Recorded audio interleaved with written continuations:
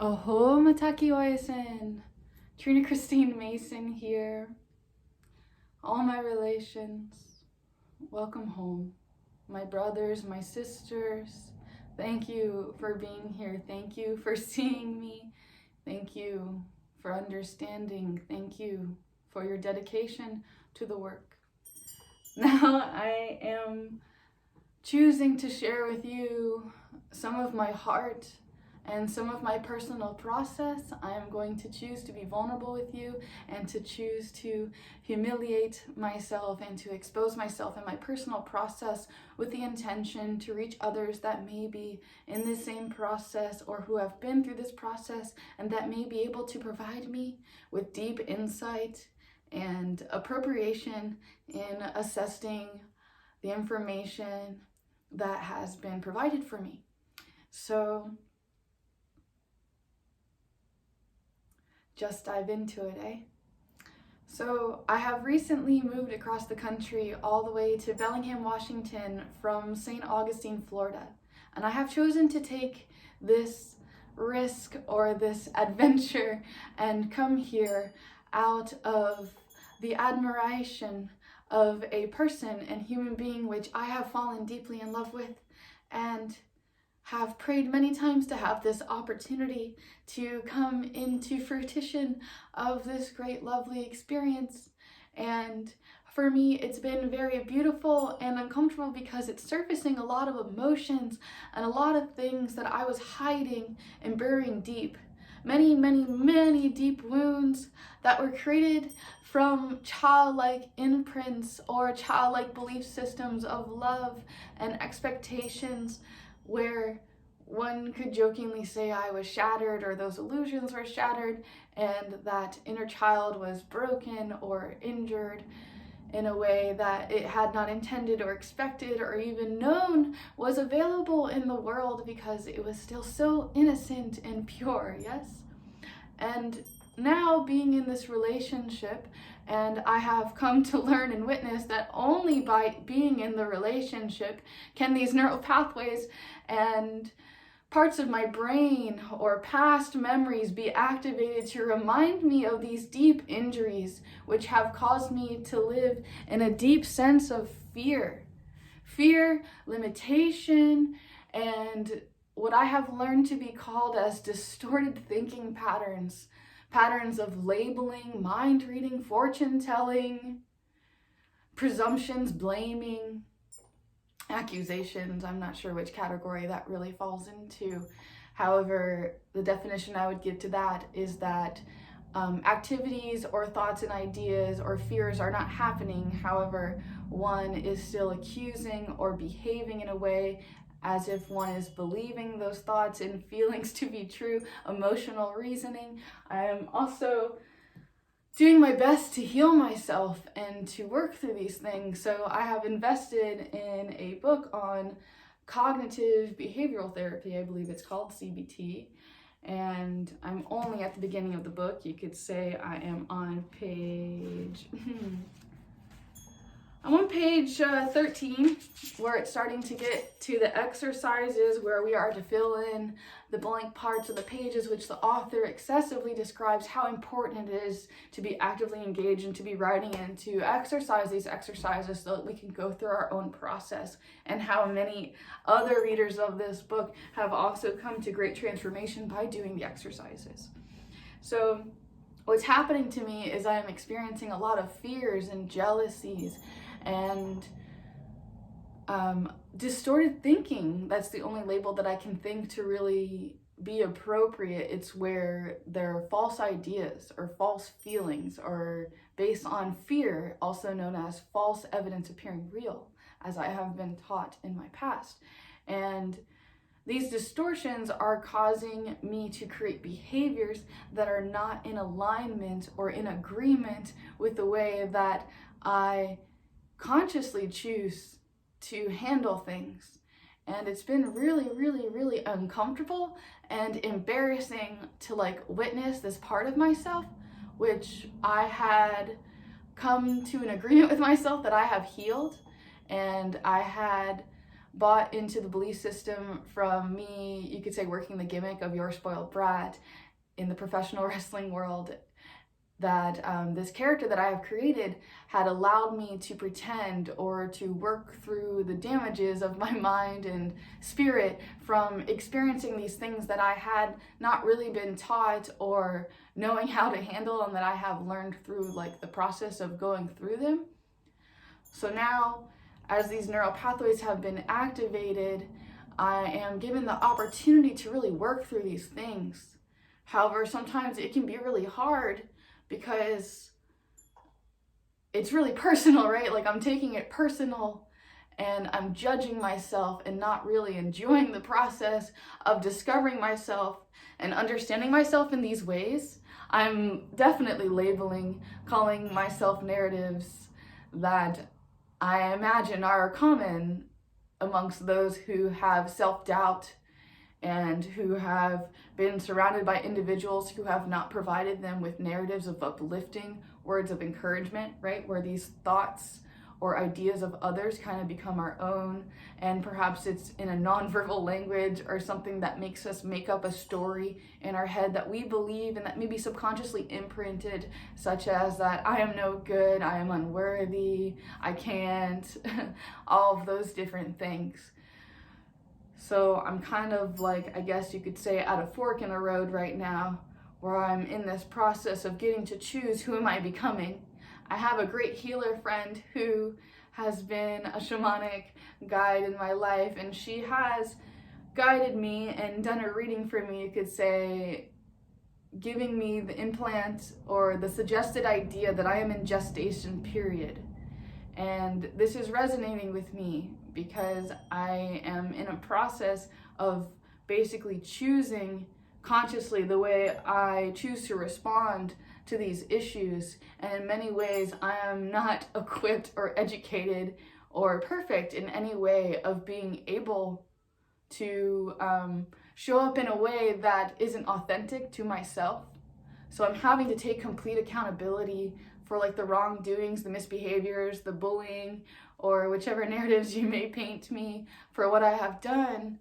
And I am having to hold a space of compassion for myself and having to forgive myself first before I can allow the forgiveness from others.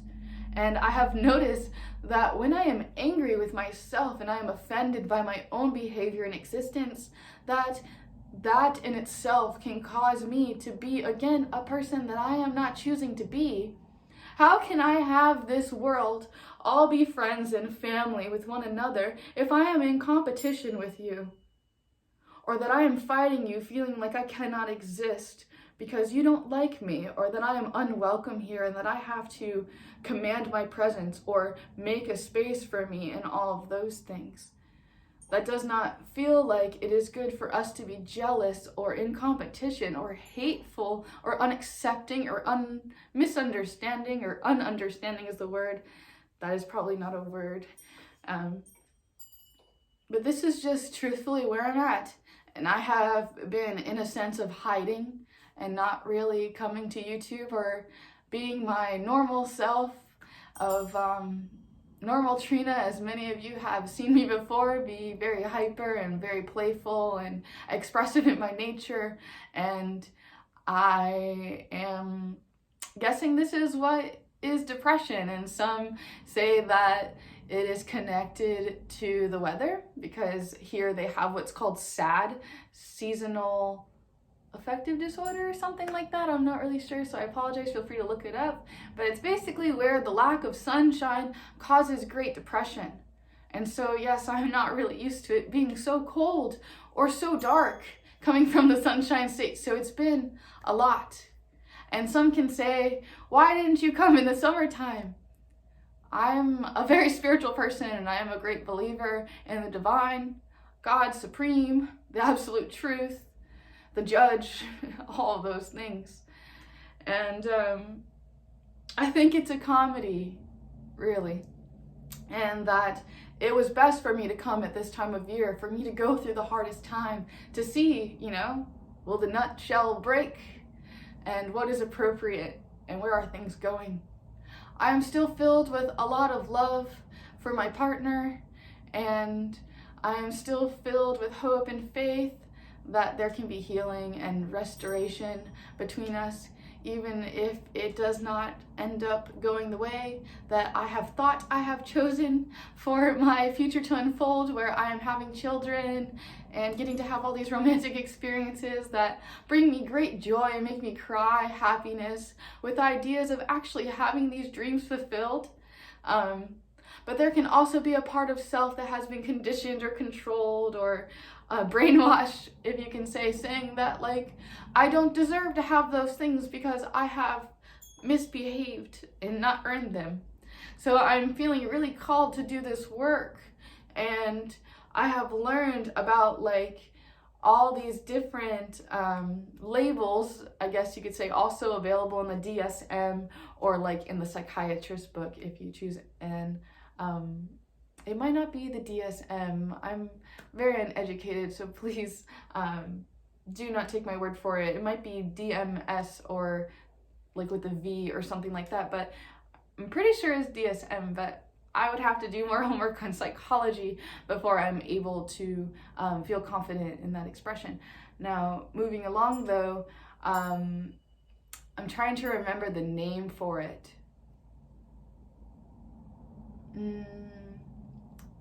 It's a special type of jealousy. It's morbid jealousy. It has another scientific name that comes from another story. I think it's a Shakespeare story. However, it's a type of jealousy that is really extreme. And for me, I am feeling it comes from not feeling safe and not feeling secure.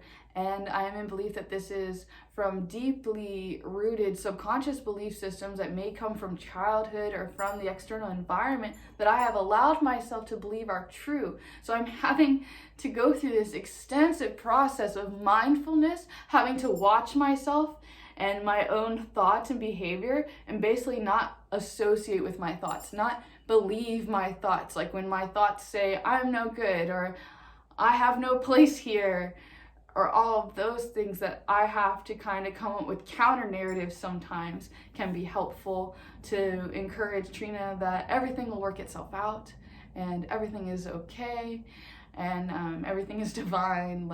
And sometimes there can be a lack of faith and not even having faith of a mustard seed, just being completely drained and unavailable to even practice my spirituality or this way of becoming, this human becoming that I am interested in, that has come into my awareness from the study of yoga, and not just yoga as in asanas and posture, but from renunciation or from the teachings of the Bhagavad Gita, the understanding of yoga in this way, releasing myself from the fruits of my actions, simply doing as I am feeling called and being myself.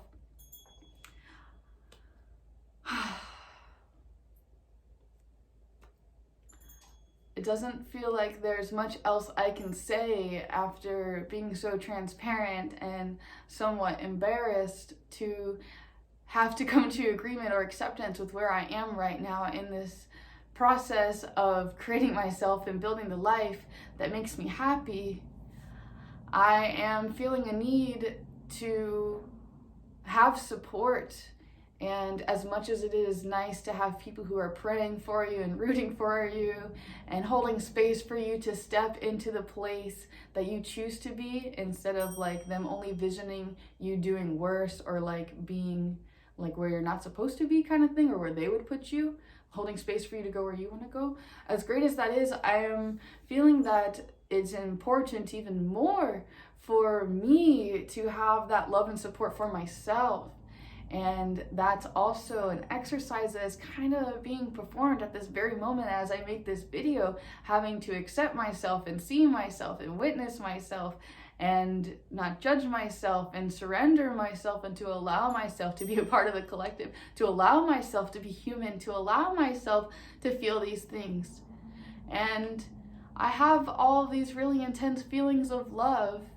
I love my partner so much. I am in belief of setting him free if that is what will make him happy, because that to me is true love, like true unconditional love, that my love for you is not conditional upon if we are making love or if you are with me or if you're financially providing or any story that may be your love language. Speaking of love language, I am very interested in still making a video for you, kind of showing you this book that has greatly helped me through the process of this relationship and kind of understanding myself and my love language, and most of all the other love languages, and being able to find ways to express love separate from the ways that my past self has known or thought or believed that this is how you show love or this is what love means. And I've also come to notice that when we are in certain levels, that sometimes some other people may label and identify themselves with a higher state of being from ourselves, so they may choose to eliminate themselves from our situation instead of seeing their opportunity, since they have worked through our same struggles, that they have an ability to show up, support, and navigate and assist the world or assist others in figuring out their map and where they choose to go and where they've been, and to find strength and courage and admiration and passion for life, instead of getting fixated on ideas and beliefs that I need this to be happy, or if I only had money, or if I only had this or this. Which brings me down to this next thing that kind of has happened to me. So as I have experienced this depression and this alienation, or this, like, it's like witnessing yourself and being like, I don't even recognize me. What is that person that just came on stage, right? So something that I have a tendency of doing is escaping and having these beliefs or ideologies of some may call it Satanism, right? Because it's like a worship of myself and putting something else before God, that idolatry, right? Like worshiping items or worshiping money and things like that. So for me, my escape has been shopping. I had this ego that felt like it needed to have something, or that spending meant that I had value, or like I'm not fully sure what narratives could be confabulated from the story. But basically I got this obsession with the idea of purchasing these leggings, which I felt like I had to have. And my birthday had passed and there was no Amazon wish list things granted, right? So like my child self was kind of like, my first birthday, I didn't get birthday presents or whatever, things like that, like, right, like ego, stupid stuff, right? So then Trina's like, I'm gonna buy myself my own birthday gift. I don't need nobody, right? Like ego, selfish desire stuff there. And then I purchased these like Wonder Woman legging things that I wasn't sure if I would like or if I would fit. And they were like $60-$70 each. And this other one is Spider-Man. I have yet to try them on or play with them because I've just like, again, I've been in like this process of self-healing and refinement, and having to accept myself and reevaluate myself and then re-navigate my behaviors and kind of come to terms with where I am and where I'm going. And I am feeling a level of gratitude to my partner for being the one to show up, you know? You could jokingly say like someone had to do it, right? To like help me see myself and help me work on myself. I'm very fortunate this person has studied neuroscience and mindfulness, and that has a great sense of their own character, and that can provide great leadership and basically being a helpful friend, not just a boyfriend that has selfish motives. So we'll see where things will go, and I will attempt to release myself from my attachment. However, I will still hold in place, very dear to me, if I can find what it is I choose. If I choose to continue this relationship, if I choose to continue doing this inner work, if I choose to be of service of the world, etc. That's also something that's coming up. It cannot be possible for me to be of service and to help other people through problems if I am not doing my own inner work and working through my own problems. But what is beautiful is that if I can resolve my jealousies, my insecurities, or my lack of self-worth and all of those things, then I can help other men, women, and children and help them work through those things. Same thing if I was to slut shame myself for my past experiences and form of expression in my youth. Yes, I can instead take accountability and perhaps help other women who are attempting to get out of the webcam girl industry and to instead step themselves into another level of empowerment and embracing their female nature, their sensual nature, without shame, guilt, or conditioning, etc., or the harsh things that occur from being in those realms, such as the psychology impact of being exposed, or the psychology impact of the narratives that are given to you, and the suggested thoughts and ideas, and the manipulation that comes with someone trying to use money to convince you to do this or do that may be against your moral code, and then having to discover like who you are in the process of making accidents or things like that. So I'm sure I'm not the only one in this gathering here now who has crossed their own boundaries and done things to themselves that they're like, man, I didn't understand me, or those things. So if you can hold a space for yourself, to have compassion for yourself, and forgive and take accountability and continue working on your process, I'm holding space for you to access the part of you that you choose to be, and know that the message of my partner, one of these great teachings, comes through. My boyfriend teaches me to do something for future Trina today, so that future Trina looks back and says thank you. So to phrase it at you, do something for your future self so that your future self will look back and say thank you. Attempt to do something that maybe you have resistance to. Maybe you have resistance to journaling and expressing your emotions and your things that are all bottled up. So maybe instead you can choose to show up for yourself and write things down. Let yourself see yourself. Review these paperworks over the next few days. Maybe read them a couple times and see how your feelings towards reading the narrator or the person that has written the paperwork, yes, judging the narrator and witnessing how your feelings towards the narrator or yourself may change. And then also perhaps another exercise that comes to mind is attempt to rewrite the same story that you wrote, but perhaps in a different tone. Perhaps you're in an apathetic tone in this one journaling, but in another journaling, maybe you can turn the story around, without making up or labeling or telling stories about yourself and identifying yourself in a small bubble when you are so much more than what you are saying. I am, you are, etc. Thank you so much for listening and holding space for me and providing me with security, a place where I can be accepted and I can be a friend and I can have space held for me to become better. Thank you for your belief in me and your constant continuation. And for those of you who bully me and don't believe in me and that push me down, thank you too, because you help me see how I have to show up for me so that I can not be taken down by you, so I cannot be hurt by your harmful thoughts, your distorted thinking that you may not have realized that the way that you attack me is the same way you attack yourself. So those of you who are seeing me as yourself, thank you. Thank you, thank you, thank you. Thank you. Ho'oponopono. Jai Bhagwan. Namaste. House. Aho.